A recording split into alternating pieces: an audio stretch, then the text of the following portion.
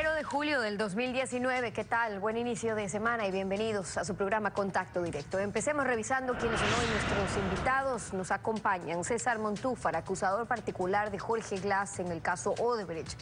Las nuevas revelaciones del Consorcio Internacional de Periodistas de Investigación. ¿Cómo pueden impulsar a la Fiscalía General a ampliar y profundizar los delitos conexos con la asociación ilícita de la red de corrupción internacional de la constructora brasileña? También nos acompañará Roberto Gómez Valdivieso, presidente de la Asamblea Ciudadana Ecuador y ex candidato a consejero de Participación Ciudadana. Los argumentos pro existencia del Consejo de Participación, que hoy afronta su primera crisis antes de empezar a actuar los consejeros elegidos por el pueblo. Y también hoy estará con nosotros María Dolores Niño, especialista en Derechos Humanos, docente de la UID, de la Universidad Internacional del Ecuador, directora del Observatorio de Derechos y Justicia. Prevalece sobre el texto constitucional que define al matrimonio como la unión de hombre y mujer, los derechos igualitarios de las parejas del mismo sexo. Lo analizamos. La sentencia de la Corte Constitucional sobre el matrimonio gay trae una de cal y otra de arena para los derechos humanos. Alfredo, buenos días, ¿cómo te va? Muy bien, Steffi. Buenos días a todos. En efecto, una consistente como la cal y otra ligera como la arena, para dar textura a la argamasa social.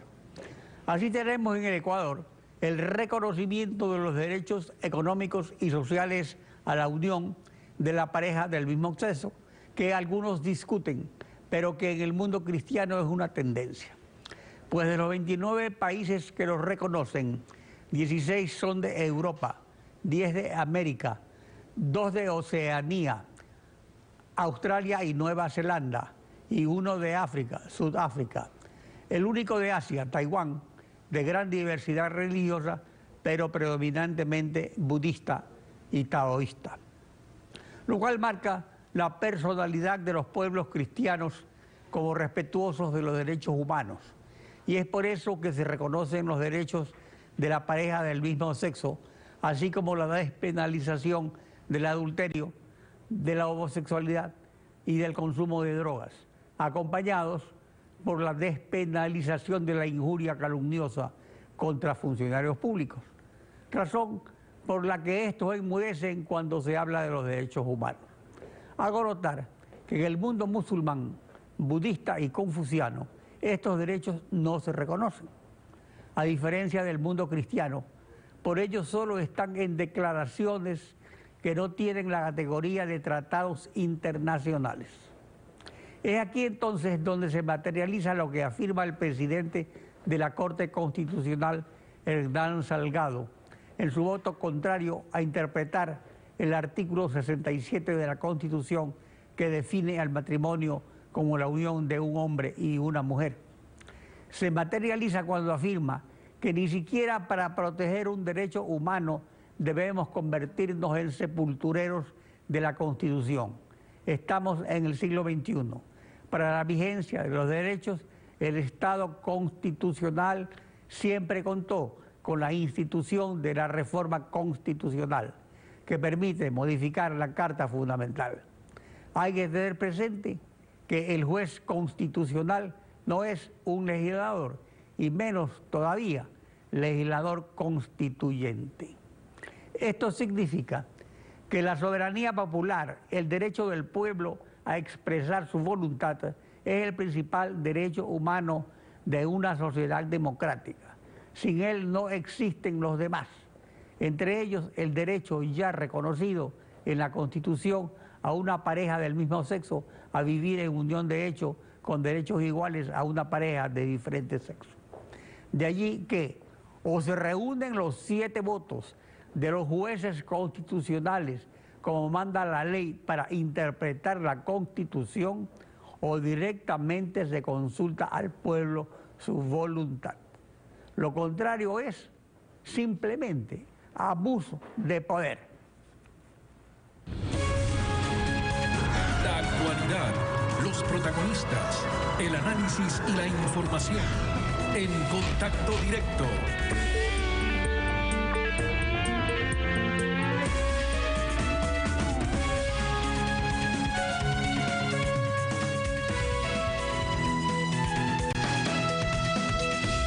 Las nuevas revelaciones sobre la red internacional de corrupción difundidas por el Consorcio Internacional de Periodistas las resume el abogado de Odebrecht, Rodrigo Tacla, cuando asegura en una entrevista al director de información del país.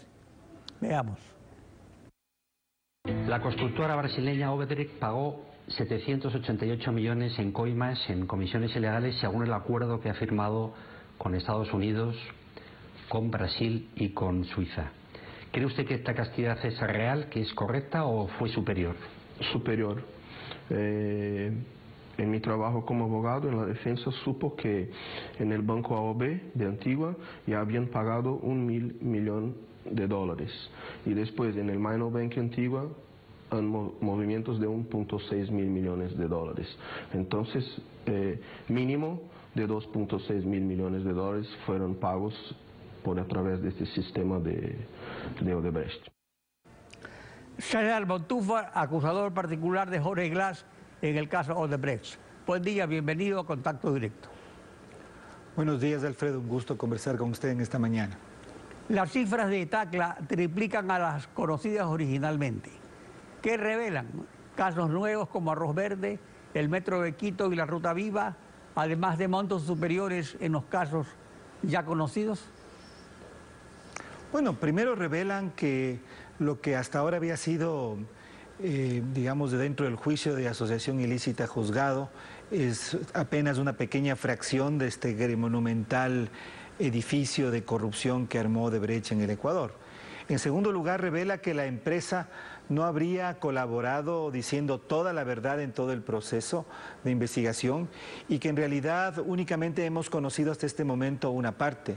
Y en tercer lugar revela que las autoridades ecuatorianas, yo creo que principalmente los dos exfiscales, Galo Chiriboga y Carlos Vaca, deben también ser investigados porque en realidad el acuerdo al que llegaron con Odebrecht, el acuerdo que la Fiscalía ecuatoriana llegó con la Procuraduría brasileña, pero sobre todo con la empresa, no fue un acuerdo que llevó a que conociera a la Fiscalía y por lo tanto pudiera investigar toda la verdad de los hechos. Así que me parece que el tema que hoy comienza nuevamente a estar en el tapete de la discusión pública habla y nos deja muy claro que Odebrecht en el Ecuador organizó una trama de corrupción muchísimo más grande que la que fue juzgada en el juicio en contra de Jorge Glass y algunos otros juicios que también estuvieron y que ocurrieron el año pasado. Sobre los casos ya conocidos, ¿se impulsan las indagaciones de Fiscalía en los casos conexos a la asociación ilícita? A ver, aquí hay un tema muy importante, Alfredo, y es que en realidad aquí estamos hablando de un delito que se llama delincuencia organizada. Delincuencia organizada conexa a otros delitos, cohecho, peculado, lavado de activos, testaferrismo, tráfico de influencias, por mencionar algunos.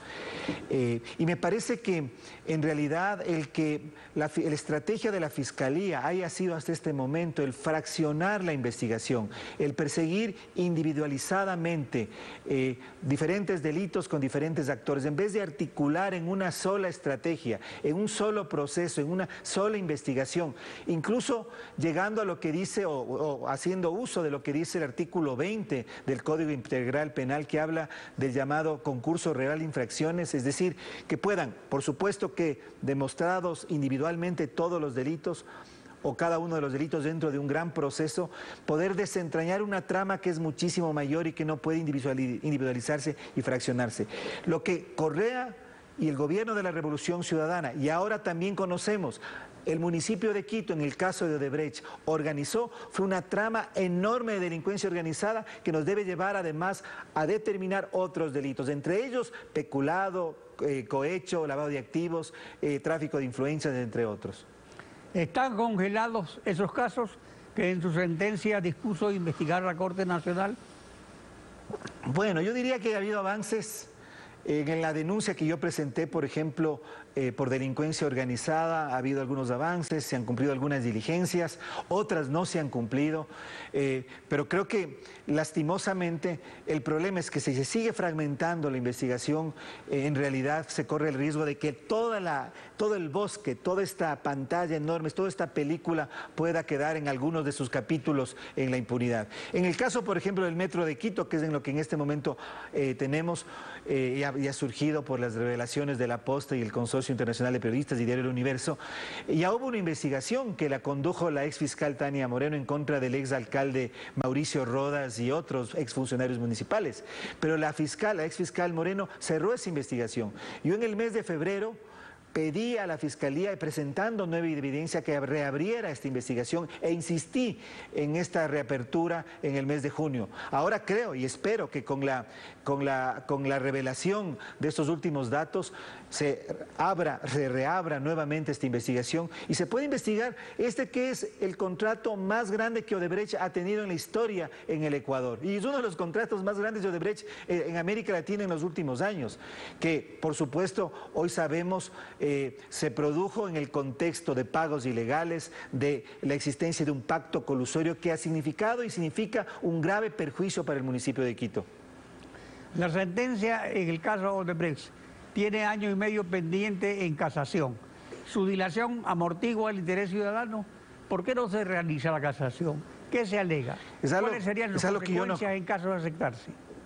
Bueno, es algo que no comprendo. La sentencia en contra de Jorge Glass fue el 13 de diciembre del año 2016, perdón, 2017. 2017, sí, y hasta ahora no hay la audiencia final para la casación. Esa sentencia, que fue una sentencia que tiene algunos problemas, sí, yo por ejemplo apelé en el sentido de que no determina el valor de la reparación que Jorge Glass y su tío Ricardo Rivera tienen que hacerle al Estado ecuatoriano por la comisión del delito. Creo que fue ya determinada en juicio. Es uno de los vacíos de esa sentencia y por eso es que me parece que es importante que eso ocurra. Lo más grave que puede suceder, Alfredo, es que dentro de poco tiempo ya se reúnan las condiciones para que en este caso el ex vicepresidente pueda hacer uso de algunos derechos e incluso obtener una prelibertad, sin haber devuelto un solo centavo al Estado ecuatoriano y únicamente pagando un periodo, diría, relativamente corto de prisión, cuando en realidad la magnitud del delito es enorme. Por supuesto que hay otras causas que ya están en marcha en su contra, pero en realidad creo que lo de asociación ilícita hay el grave riesgo que quede, no diré en una total impunidad, pero sí en una semi-impunidad. El caso Arroz Verde revela la inversión en la compra de las elecciones que se efectuó en la docena de países involucrados por parte de Odebrecht. ¿Qué aporta la información?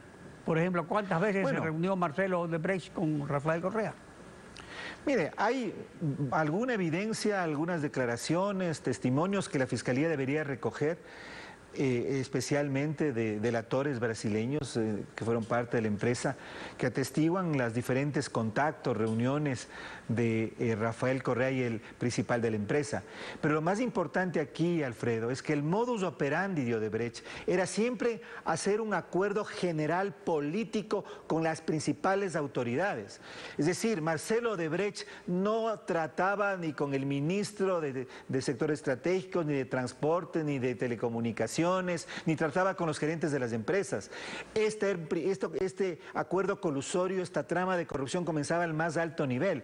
Por eso es que tienen que ser también investigados los exalcaldes Barrera y Rodas, porque en la obra más grande que Odebrecht realizó en el Ecuador es casi imposible que las principales autoridades del municipio no hayan tenido nada que ver. Por eso tienen que ser investigados, tienen que haber ya medidas cautelares en contra de ellos una vez que se abra la instrucción fiscal. Por lo tanto, el esquema de Odebrecht era comenzar por el financiamiento electoral y hacer este primer acuerdo, que era un acuerdo político colusorio cuya base era el financiamiento ilegal de las campañas electorales. Eso dice Tacla y eso está confirmado en todos los demás testimonios.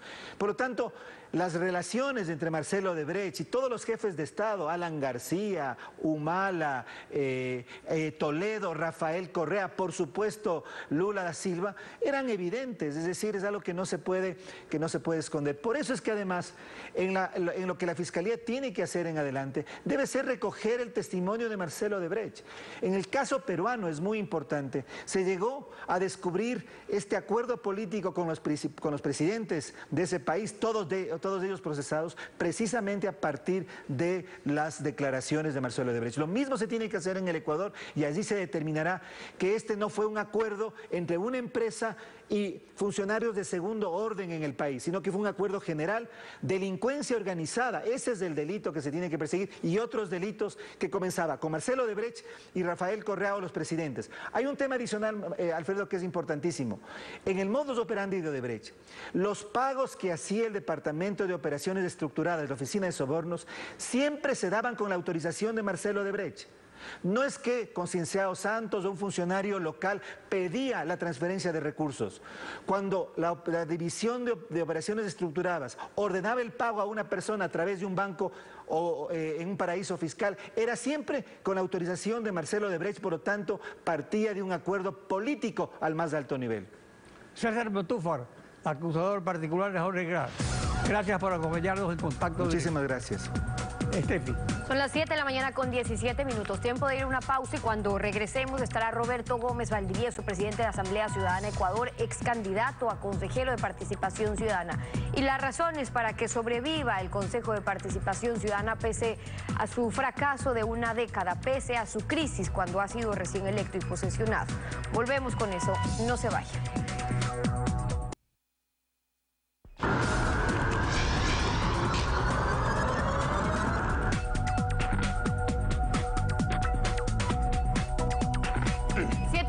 Roberto Gómez Valdivieso, presidente de la Asamblea Ciudadana Ecuador. Bienvenido a Contacto Directo.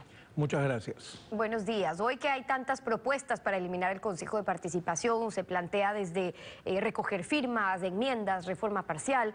¿Por qué usted no cree que debe desaparecer el Consejo? Porque nosotros somos el pueblo. Nosotros somos los ciudadanos. Nosotros ya votamos porque este Consejo de Participación Ciudadana sea cambiado en su forma, en su estructura, motivo por el cual en la consulta popular, donde todos los partidos políticos y los dueños de los partidos políticos le indicaban a las organizaciones sociales que deberían votar sí por la pregunta 3, y nosotros como organizaciones sociales votamos sí.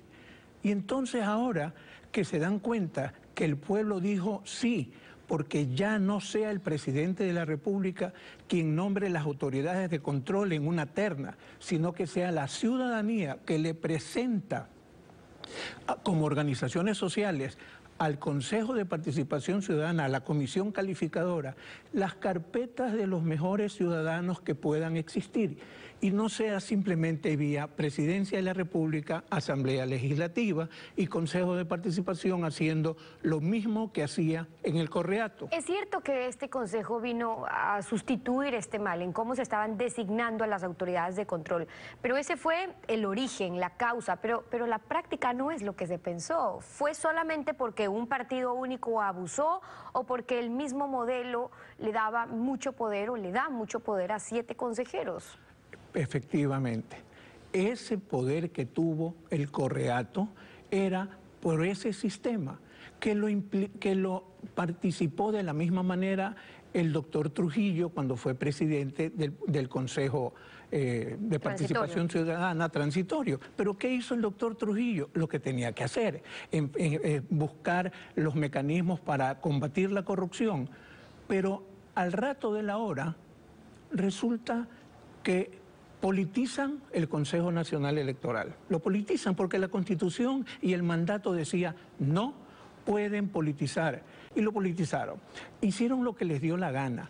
Utilizaron al Consejo de Participación Ciudadana los mismos partidos políticos en un amarre que hubo entre ellos y el gobierno para designar a las autoridades de control, designar a esta Corte Constitucional que ya ves el fracaso. Esta Corte no es hecha por Correa, esta Corte es hecha por el presidente de la República, la Asamblea y la Comisión de Control Social y de Participación Ciudadana y Transparencia, cosa que no se ha hecho. Esta es la verdad. Y resulta que muchos ciudadanos, 6 pelagatos, ahora hay un movimiento que sale a realizar una acción contra la voluntad del pueblo. El presidente de la República fue enfático. Él dijo, el que pretenda desaparecer el Consejo de Participación Ciudadana está pretendiendo abusar de la autoridad del pueblo, está yéndose contra la voluntad del pueblo. Ahora, pero la teoría fue superada por la práctica. En 10 años ese consejo sabemos que no funcionó. Este parece estar comenzando no con pie derecho. ¿Cómo pensar que este consejo entonces sí podría cumplir las facultades que los anteriores no pudieron? En lucha anticorrupción, cuando ya hay órganos competentes para ello, o en la misma participación ciudadana desde el Estado que ya vimos que no funcionó.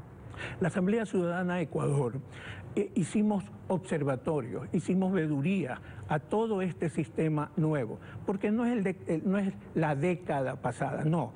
Ahora ya tuvimos un transitorio que cumplió la disposición del pueblo, pero que a la última hora ya no lo quiso hacer y se decidió por estar junto a un sistema corrupto que prácticamente dicen, desaparezcan el Consejo de Participación Ciudadana. ¿Y por qué no desaparecemos la Asamblea? ¿Por qué no desaparecemos la función presidencial? ¿Por qué? Porque son organismos dispuestos en la Constitución y dispuestos por el pueblo. Pero partiendo de ese mismo argumento, entonces, son los riesgos de que 7 consejeros tengan esas facultades y ese poder. El fracaso del Consejo de Participación es el fracaso de la clase política, es decir, pasar de unos abusos a otros. Y es justamente lo que se quiere evitar, no volver al pasado. Pero ese es el argumento para sostener un consejo, ¿o habría forma de, por ejemplo, devolverle las facultades al Parlamento y manejarlo distinto? Claro, o sea, la pelotita o el problema es que ya el presidente de la República no nombra él al Contralor, ni lo pone en interna a la Asamblea, no. Ahora el pueblo dijo, no señor presidente, el pueblo pone a las carpetas para que sean analizadas por el Consejo, porque esa es otra mentira. No es que el Consejo de Participación Ciudadana tiene los poderes que dicen, eso es falso. El Consejo de Participación Ciudadana tiene que cumplir con la ley orgánica de participación ciudadana, la ley del Consejo de Participación Ciudadana. Y no puede desaparecer ese consejo porque ahí están regulados los derechos de los ciudadanos que hemos votado en esa consulta. Lo que tiene que suceder es que si hay miembros del Consejo de Participación Ciudadana que no quieren cumplir la ley y que se desprestigian en su forma de actuar personalmente, nosotros los ciudadanos los vamos a votar. Bueno, porque ese también es otro problema. Es decir, una cosa es que esté escrito en papel y en ley. La misma Constitución, por ejemplo, habla de la elección por concurso, habla de la impugnación, habla de la veeduría, pero en la práctica las veedurías, por ejemplo, no les dejaron ni siquiera ver porque no tienen acceso a información, y cuando ven mucho, en cambio, los pudieron hasta enjuiciar por las conclusiones que sacaban. Entonces, en la práctica está en cómo hacer que esos procesos funcionen, ya sea en el Consejo o en la Asamblea. Porque hay una función de transparencia, ese es el quinto poder, la función de transparencia que no actúa y que no actúa en el transitorio, que es desde el momento en que el pueblo decidió esa participación, en esa función de transparencia. Entonces, ¿qué pasó? Se hacían los concursos en forma ilegal, en forma escondida, sin necesidad de verificar quiénes eran los que participaban, y amarraron, y nosotros nos quejamos ante ese amarre. Hubo la designación de un miembro del Consejo Nacional Electoral, la doctora Kronfle, y por más votación que ella tuvo, por más puntaje que tenía, ellos amarraban todo. O sea, la misma sinvergüencería continuó en el Consejo Transitorio, y eso lo tengo que decir porque fuimos testigos presenciales. Bueno, pero los riesgos están en que esos abusos continúan, o con la diferencia de ver qué pasa si es que son elegidos por elección popular. Pero lo que se propone ahora es devolverle las facultades de selección a la Asamblea. Y quienes se oponen dicen, no, eso es volver al pasado, a 1 o 2 líderes decidiendo desde el teléfono, las autoridades de control. Pero ¿es esa la alternativa? O sea, no queremos volver a eso, pero ¿No habrá otra que es buscar algo más representativo que el fracaso de lo que ha sido que 7 consejeros tengan este poder? Más bien el que todo un parlamento con 137 asambleístas, donde hay mayor probabilidad de pesos y contrapesos, porque es partiendo de allí en la mayoría de países que se hacen los procesos desde los parlamentos o las asambleas. Consejo solamente tiene Venezuela. Usted sabe cómo se nombró al nuevo presidente de la Asamblea Legislativa, con 6 o 7 bloques.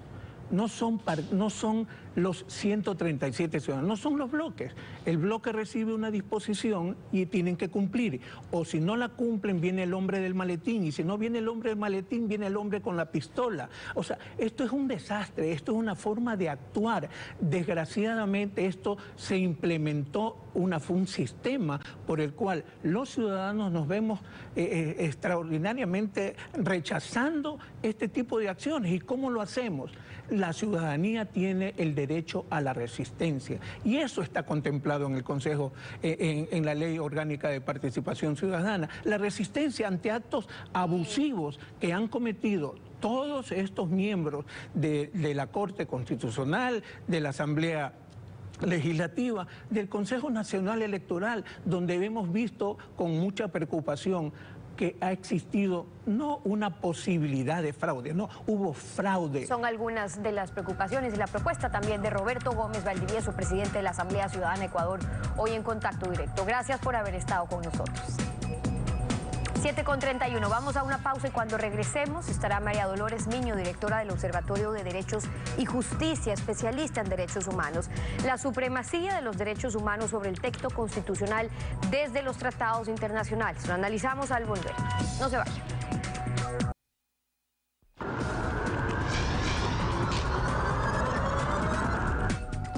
La sentencia de la Corte Constitucional, interpretando el artículo 67 de la Constitución, sobre el matrimonio, no establece obligación alguna para los ciudadanos.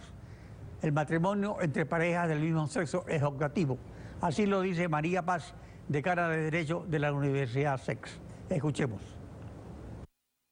No nos obliga a nadie, es decir, no es de carácter obligatorio para los ciudadanos a contraer matrimonio con personas del mismo sexo. Únicamente implica que las cortes ecuatorianas y que toda la estructura del Estado tiene que respetar y garantizar el derecho para aquellas personas que sí quieren hacerlo, con lo cual las personas que no se sientan satisfechas o conformes con esta sentencia simplemente están en su derecho de no estar satisfechos, pero no obliga a nadie. Y esto es importante discutir. Entonces la Corte Constitucional es la máxima autoridad en materia de interpretación y no existe un recurso superior. María Dolores Miño, directora del Observatorio de Derechos y Justicia. Buen día, bienvenida a Contacto Directo.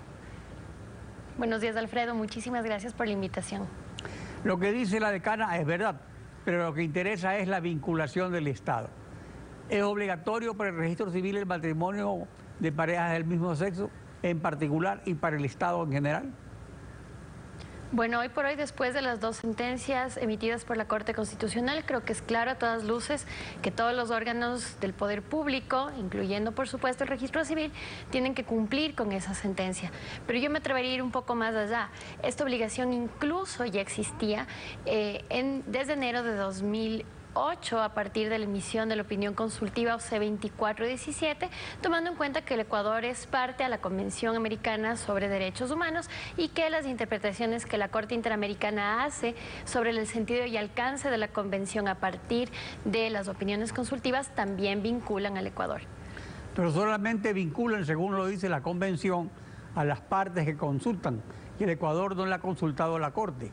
Eso es una consulta de Costa Rica y aquí se le ha consultado a la Corte del Ecuador, que interpreta la Constitución para interpretar a su vez esa consulta hecha por Costa Rica. A ver, Alfredo, yo creo que aquí hay que hacer una aclaración. En ninguna parte de la Convención Americana sobre Derechos Humanos dice que las opiniones consultivas obligan solamente al Estado que consulta. De hecho, si es que usted lee diferentes opiniones consultivas a lo largo de los años, usted se dará cuenta que la Corte Interamericana habla de los Estados parte o de los Estados cuando resuelve una opinión consultiva.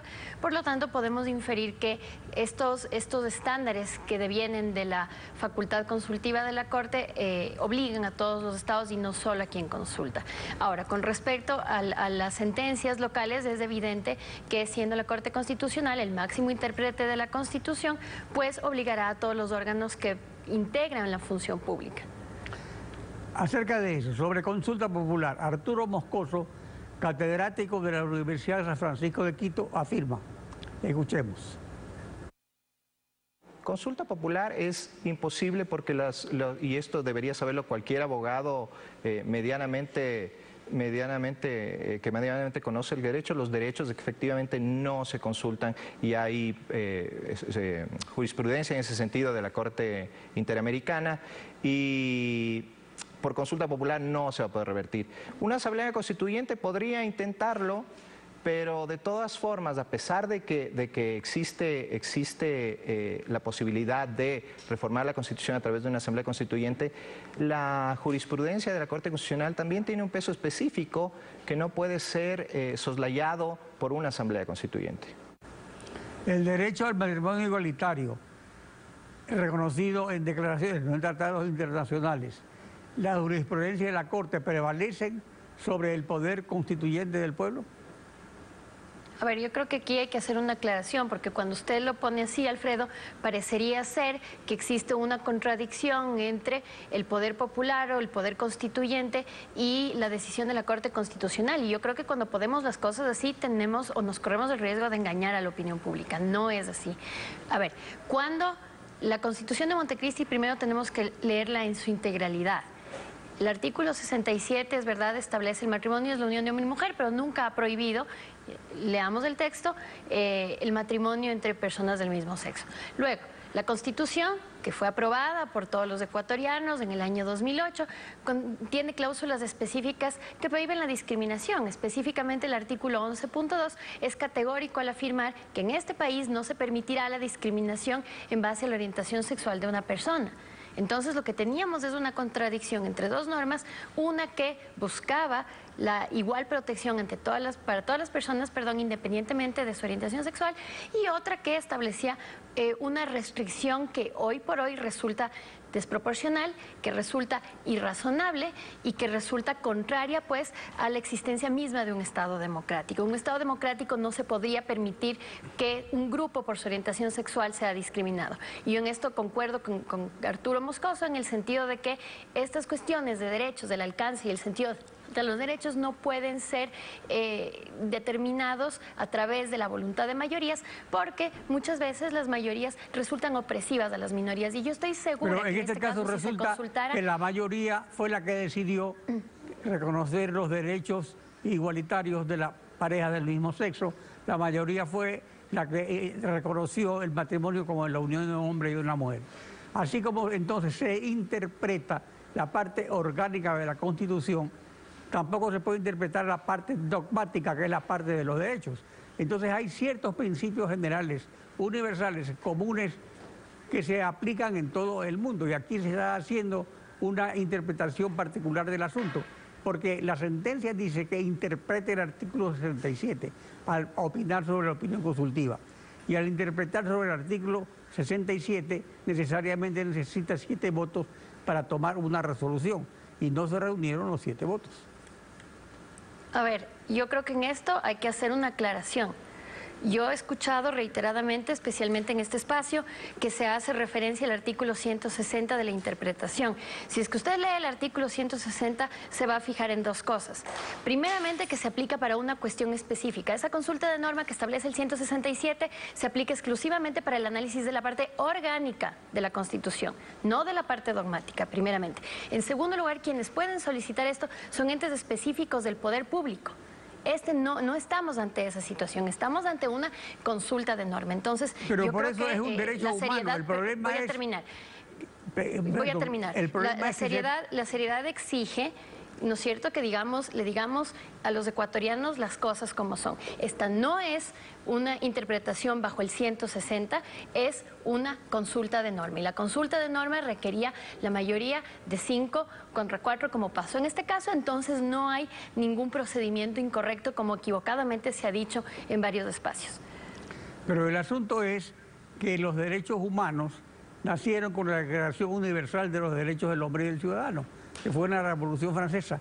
Y el derecho más importante de todos es el derecho al voto, el derecho a decidir, a que cada persona tenga la decisión sobre asuntos de interés general, que eso es constitutivo de la soberanía popular. Entonces, es el derecho humano principal en una sociedad democrática sin el cual no existen los demás. Perdón, Alfredo, pero a mí me parece que, con todo respeto, usted está equivocado en ese sentido. Primeramente porque el principio de universalidad e integralidad de los derechos afirma que no existe ningún derecho que sea más importante que otro. Todos los derechos son interdependientes, todos los derechos son indivisibles, por lo tanto afirmar que el derecho al voto es importante o más importante no tiene asidero jurídico ni asidero doctrinario de ningún tipo. ¿Y por qué es más importante el matrimonio igualitario que el matrimonio como ha existido siempre?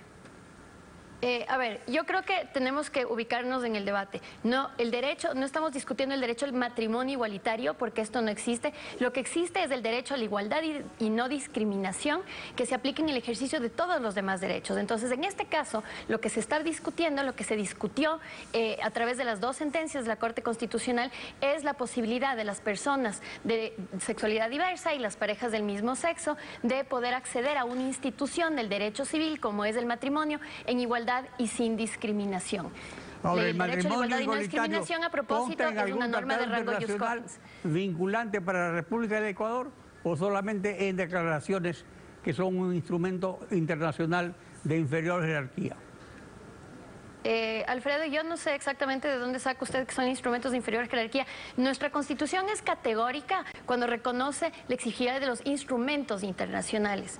Y en esto se separa de su predecesora que hablaba de tratados internacionales. En nuestra Constitución se habla de instrumentos. ¿Qué quiere decir? Que nosotros aquí a nivel interno daremos igual importancia a las convenciones, tratados, declaraciones, informes, sentencias de tribunales internacionales. Entonces sí es cierto, no existe el derecho al matrimonio de las parejas de sexualidad diversa consagrado en ningún instrumento, pero sí existe el derecho al matrimonio como un derecho humano y también existe el derecho a la igualdad y no discriminación. Y la norma de la igualdad y no discriminación además es una norma de rango jus cogens. ¿Qué quiere decir esto?